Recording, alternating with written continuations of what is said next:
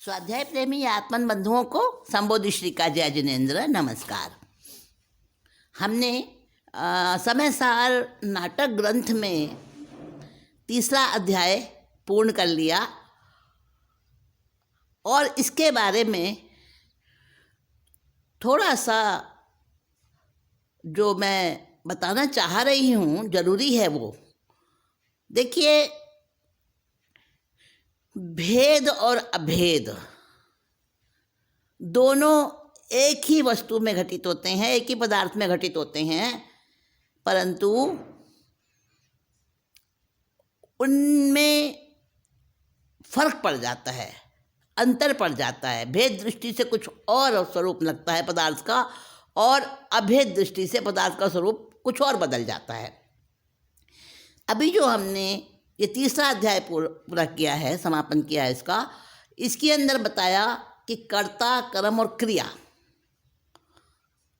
ये तीन चीज़ें हमारे जीवन में, हमारे जन्म मरण में, हमारे भव चक्रों के कम या ज़्यादा होने में बहुत बहुत महत्वपूर्ण है। इनको समझना अत्यंत जरूरी है। कर्ता, कर्म, क्रिया, तीन चीज़ें। यानी कर्ता का मतलब डूअर, करने वाला, वर्कर, जिसको कहते हैं सब्जेक्ट, और कर्म जिसको कहते हैं डन, जो काम हो गया, वर्क, है ना, और क्रिया यानी डूइंग, जो कार्य सारा किया जा रहा है उसको करने की जो प्रोसेस है। सीधे शब्दों में कह दो तो वर्कर अलग होता है, वर्क अलग होता है और वर्किंग प्रोसेस अलग होती है। यानी कर्ता अलग, कर्म अलग और क्रिया अलग। हमने संसार में यही देखा है, यही समझा है, यही जाना है। व्याकरण भी पढ़ा हमने, जब छोटी क्लासेस में थे तो हमने व्याकरण पढ़ा, तो उसमें हमने पढ़ा कि एक वाक्य के अंदर तीन चीज़ें होनी जरूरी होती हैं वाक्य का पूरा अर्थ निकालने के लिए। जिस वाक्य में तीनों चीज़ें होती हैं वो वाक्य अपना सही अर्थ, पूरा अर्थ दे पाता है। जैसे मोहन गांव गया। अब मोहन हो गया इसमें कर्ता, क्योंकि जो कार्य कर रहा है, काम का करने वाला, वो कर्ता होता है। उसे डूअर भी कहते हैं, सब्जेक्ट भी कहते हैं और वर्कर भी कहते हैं। तो मोहन गांव गया, तो मोहन हो गया इसमें कर्ता, क्योंकि मोहन ही तो कार्य कर रहा है ना। जो कार्य हो रहा है जाने का, क्रिया हो रही है जाने की, उसको किसने किया? मोहन ने किया, तो मोहन कर्ता हो गया। मोहन गांव गया, अब गांव हो गया कर्म, क्योंकि कर्ता जो कुछ भी कर्ता ने किया है ना, उसका फल क्या है, उसका रिजल्ट क्या आता है? रिजल्ट किसको आता है? जिसको आता है वो कर्म होता है। मोहन गांव गया, तो जाने की क्रिया कहाँ तक हो रही है? जहाँ तक गांव है। तो गांव हो गया कर्म, यानी कि ऑब्जेक्ट, यानी कि वर्क, और गया, गांव गया, गया जो है वो क्रिया हो गई, भूतकाल की क्रिया है ये। तो ये क्रिया हो गई, यानी जो कुछ काम किया जा रहा है, कर्ता ने जो कुछ किया है और उसका जो फल आया है कर्म के रूप में, दोनों के बीच में जो प्रोसेस हुई है, जो उसकी कार्रवाई हुई है, जो कुछ उसमें हलन चलन हुआ है, वो होती है क्रिया, जहाँ गति हुई है। अब इसको देखें हम, कुम्हार ने घड़ा बनाया, तो कुम्हार तो हो गया कर्ता, घड़ा हो गया कर्म, और बनाया हो गया क्रिया है।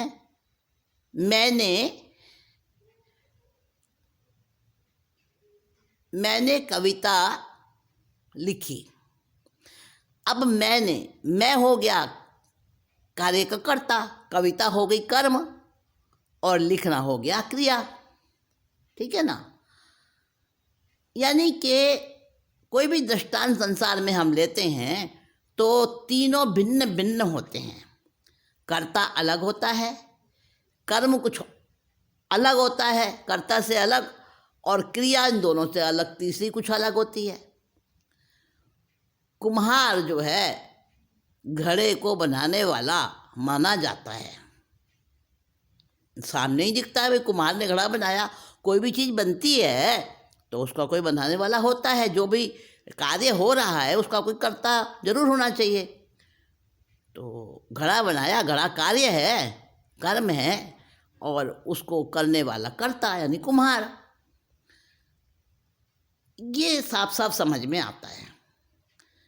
यानी कि कुम्हार कोई अलग है, घड़ा कोई और अलग चीज़ है, और बनाने की जो क्रिया है वो कुछ और अलग चीज़ है। तो इस प्रकार से कर्ता, कर्म और क्रिया ये हम देखते हैं अपने जीवन व्यवहार में, तो ये तीनों अलग अलग भिन्न भिन्न ऑब्जेक्ट्स रहते हैं। लेकिन ये है भेद दृष्टि, ये है भेद दृष्टि।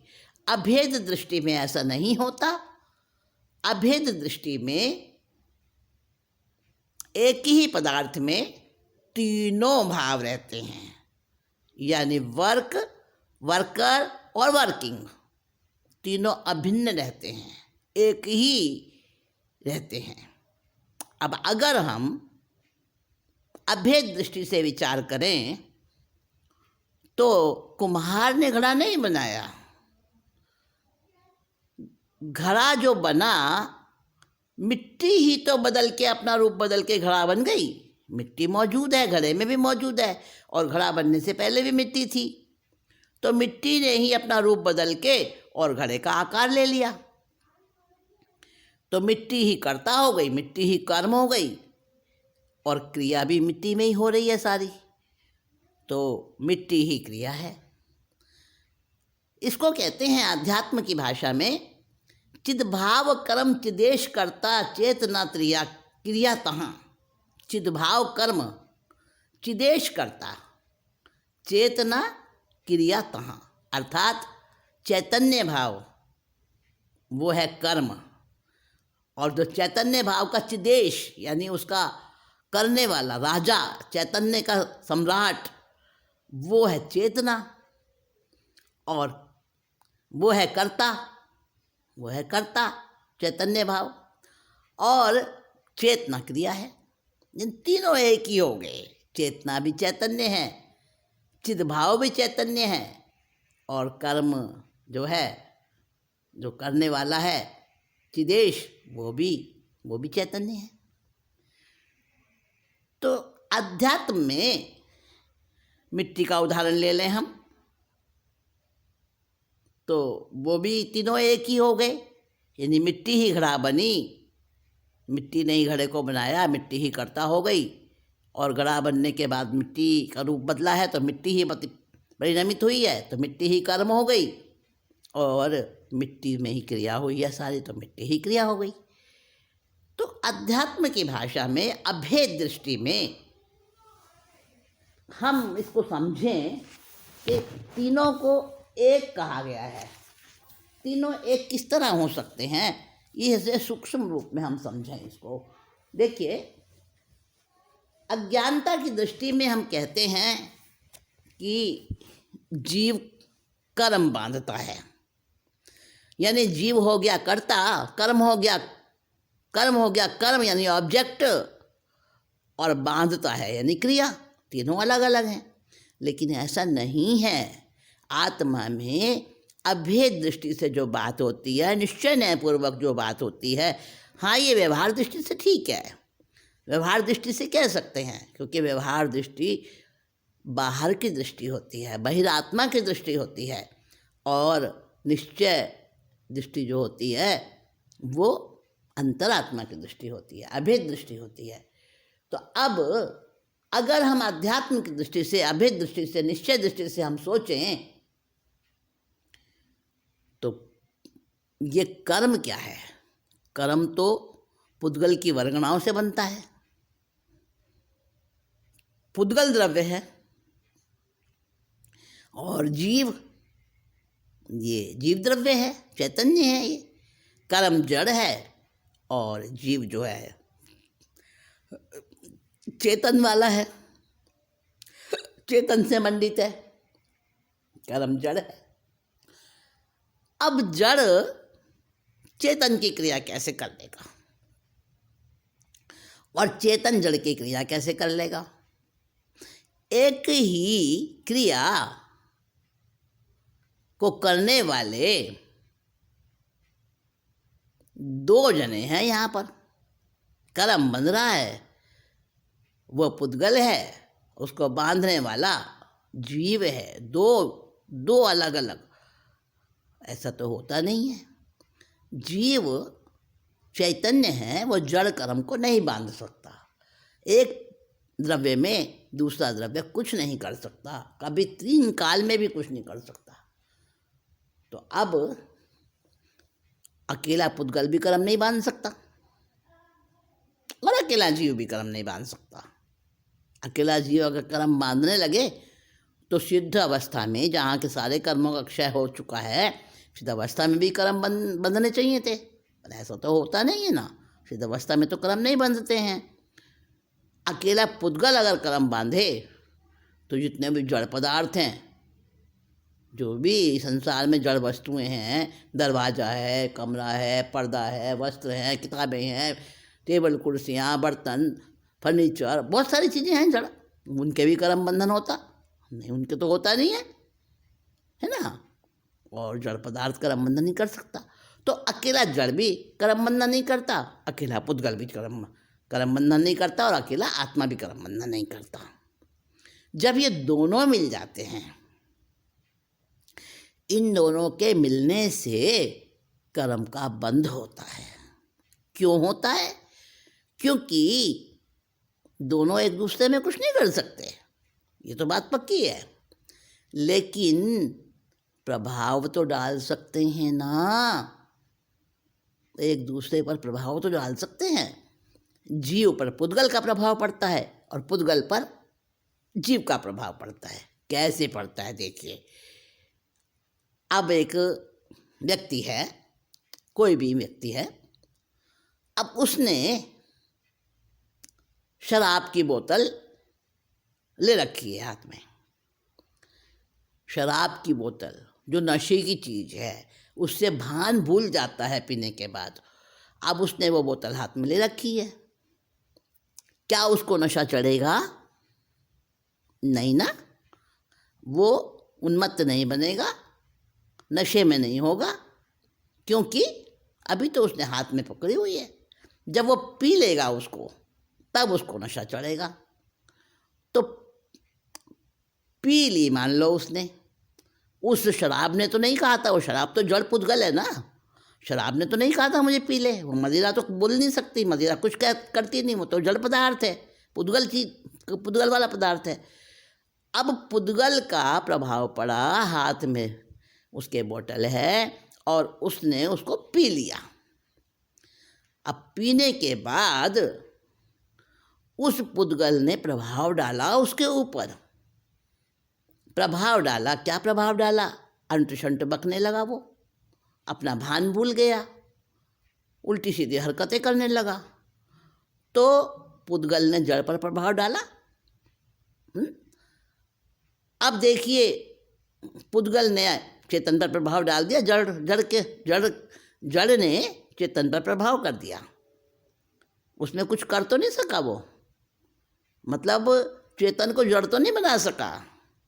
एक आकाश आत्मा के एक प्रदेश को भी वो जड़ नहीं बना सका, पर प्रभावित तो कर दिया ना। जैसे कि कोई यक्ष आविष्ट हो जाए, उसके शरीर में कोई भूत प्रेत प्रवेश कर जाए, कोई यक्ष प्रवेश कर जाए, देवी देवता प्रवेश कर जाए, तो उससे आविष्ट होकर वो कार्य करता है, प्रभाव डालता है ना वो। पर वो उसके अंदर थोड़ी चला जाता है, पर से प्रभाव डालता है। अब देखिए चेतन ने पुद्गल पर कैसे प्रभाव डाला। चेतन ने पुद्गल पर ऐसे प्रभाव डाला कि जब चेतन के साथ में पुद्गल मिल गया, पहले पुद्गल को भूखने लगती थी, प्यासने लगती थी, मारो पीटो उसको दर्द नहीं होता था, नींद नहीं आती थी, थकान नहीं होती थी। जड़ पदार्थों में कुछ नहीं होता, नहीं ये सब कुछ, ना उसका मान अपमान कुछ नहीं होता। जड़ पदार्थ में ये सब भावनाएं और सारे अच्छे बुरे मूड्स उसके, और उसकी ये कुछ नहीं होता, उसकी भावनाएं कुछ नहीं होती, भाव होते ही नहीं उसमें। जड़ पदार्थ में थोड़ी होते हैं भाव। तो अब जब चैतन्य के साथ वो जड़ पुद्गल मिल गया, ये शरीर मिल गया, अब शरीर मिला, जब तक इसमें 1-2 इंद्रियां थी पूरा, तब तक तो ये उतना उछलता था, ज़्यादा नहीं उछल पाता था। अब इसमें मनुष्य बन गए, 5 इंद्रियां मिल गईं, मन मिल गया, दिमाग मिल गया, सब कुछ मिल गया इसको। अब इसका स्वाद आने लगा, किसको? जड़ को चेतन का स्वाद आने लगा, और चेतन हंसने लगा, बोलने लगा, खाने लगा, सोने लगा, दौड़ने लगा, सब कुछ करने लगा।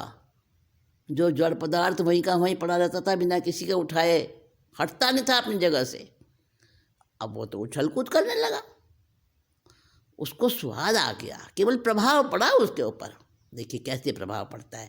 जीव ने, मैंने विचार किया कि मुझे हलवा खाना है। अब हलवा खाने का विचार अंदर में आया, आत्मा में नहीं आया। आत्मा तो कुछ खाती नहीं, विचार करती नहीं। ये किस में आया विचार? ये भाव किस में उठे? मेरे मन में, मेरे बुद्धि में, मेरे दिमाग में, मेरे अंतःकरण में ये भाव उठे न, शरीर के स्तर पर। आत्मा का उसकी को करंट मिल रहा है, आत्मा उससे कनेक्ट हो रहा है, आत्मा के साथ वो शरीर का सारा सिस्टम कनेक्ट हो रहा है। अब उसको विचार उठा और मैंने जो है ना हलवा खाने की कोशिश करी। कैसे मिले हलवा?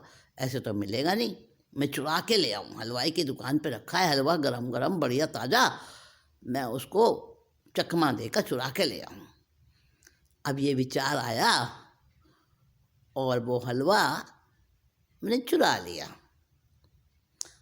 अब देखिए हलवा तो जड़ पदार्थ है ना, मैंने उसको चुरा के खा तो लिया, लेकिन मुझे नहीं पता था कि इसके खाने से मुझे हजम नहीं होगा, क्योंकि चोरी का माल हजम नहीं होता, और मुझे क्या लूज मोशन लगने लगे। पुद्गल का प्रभाव पड़ा ना प्रभाव, और मुझे डर लगने लगा मुझे कोई पकड़ ना ले, क्योंकि मैंने चोरी की है। भाव तो मन में आया। मन क्या है? मन शरीर तो है, आत्मा तो नहीं है ना। तो आत्मा से नहीं होता, और ये तो हमें बाहर में नज़र आती हैं तीनों चीज़ें अलग अलग, कर्ता अलग है, कर्म अलग है, क्रिया अलग है।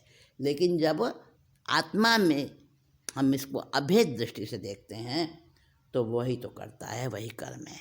आत्मा खुद से ही तो, और आत्मा कभी भी भाव वाली क्रिया कर नहीं सकता, विभाव वाले भाव आत्मा में आते नहीं हैं। शुद्ध परिणाम ही आत्मा में आते हैं, अपने गुणों के, विशुद्ध गुणों के परिणाम ही आत्मा में आते हैं। ऐसे समझें जैसे एक क्लास के अंदर टीचर पढ़ा रहा है, और टीचर की दृष्टि, नज़र उसकी स्टूडेंट की जो है ना, टीचर के फेस के ऊपर है, उसके कैसे बोल रहा है, कैसे उसका हाव भाव है, क्या समझाना चाह रहा है, एकाग्रतापूर्वक वो उसको समझ रहा है। एक स्टूडेंट तो 1-2 ऐसे हैं जो अच्छे समझ रहे हैं, उनको जितना वो ग्रास्प होगा, वो ज्ञान अंदर में जाएगा। उतना जो नहीं एकाग्रता कर पा रहे हैं, उनकी दृष्टि कभी कहीं जा रही, कभी कहीं जा रही है, कभी किधर ध्यान है, कभी किधर ध्यान है, तो उनको तो नहीं होगा ना। जिनकी चंचल दृष्टि है, और जिसकी एकाग्र दृष्टि है उसको हो जाएगा। तो एकाग्रता पूर्वक यानी अभेद रूप में जब सारी शक्तियाँ एकत्रित होती हैं, तब उस समय कर्ता और कर्म और क्रिया एक ही हो जाता है। पुद्गल प्रभाव नहीं डाल पाता, क्योंकि अभेद दृष्टि होती है, द्रव्य की तरफ दृष्टि, और द्रव्य दृष्टि होते ही क्या हो जाता है, जैसे कि माँ की गोद में बच्चा छिप जाए जाके। अभी बाहर खेल रहा है दोस्तों के साथ में, मारपीट भी कर रहा है, और किसी को मार के भाग लिया वो, और आके अपनी माँ की गोद में छुप गया। अब उसको पता है माँ की गोद में तो मेरे को कोई हानि पहुँचा नहीं सकता, सबसे सुरक्षित, किसी की घुसपैठ नहीं है वहाँ पर, किसी की पहुँच नहीं है वहाँ पर। तो जहाँ पुद्गल की पहुँच नहीं होती वो है आत्मा, आत्मस्वरूप, शुद्ध आत्मस्वरूप। जब शुद्ध आत्मस्वरूप में पहुँच जाता है तो वहाँ कर्ता अलग नहीं रहता, कर्म अलग नहीं रहता, और क्रिया भी अलग नहीं रहती। पानी में नमक जैसे घुलता है मिट कर, स्वाद है पर न वजूद। पानी में नमक जैसे घुलता है मिट कर, स्वाद है पर न वजूद। धार न मिटे जब सारी करने की, सिर्फ रहे तू मौजूद। जब केवल एक अपना अस्तित्व ही मौजूद रहता है, मेरा अस्तित्व, मैं आत्मा, सारे संकल्प विकल्प सब खत्म हो जाते हैं, तो उस स्थिति में, उस अवस्था में कर्ता वही, क्रिया वही, और कर्म भी वही। कर्म यानी कार्य। कर्म का मतलब यहाँ पे द्रव्य भाव कर्म, ज्ञानावर्णी दर्शनावर्णी वो नहीं लेने। कर्म का मतलब है जो कार्य हुआ, जो कर्ता ने कार्य किया, उसको कर्म कहते हैं। तो व्याकरण में और लौकिक संसारिक जीवन में, व्यवहार भाषा में हम कह देते हैं कर्ता अलग है, कर्म अलग है, क्रिया अलग है। परंतु अध्यात्म में, आत्मा के अंदर कर्ता, कर्म और क्रिया तीनों में अभेद है, और अभेद दृष्टि ही आत्मस्वरूप है। तो तीसरे अध्याय में ये समझाया गया कि कर्म जीव को नहीं बंधता, जीव कर्म नहीं बांधता, इसीलिए कहा सम्यक दृष्टि कोई पाप नहीं करता, सम्यक दृष्टि के बुद्धिपूर्वक कोई कर्म बंधन नहीं होता। इसी बात को और आगे बढ़ाएंगे, और अगला अध्याय हमारा आएगा पुण्य पाप एकत्व द्वारा। अब पुण्य और पाप को भी एक बना देंगे, एक बता देंगे, जबकि इनमें अंतर है संसारिक दृष्टि से। परंतु अब अगला हम सुनेंगे जिसमें पुण्य पाप एकत्व अधिकार आएगा। तो अगली मीटिंग में उस संबंधित बात करेंगे।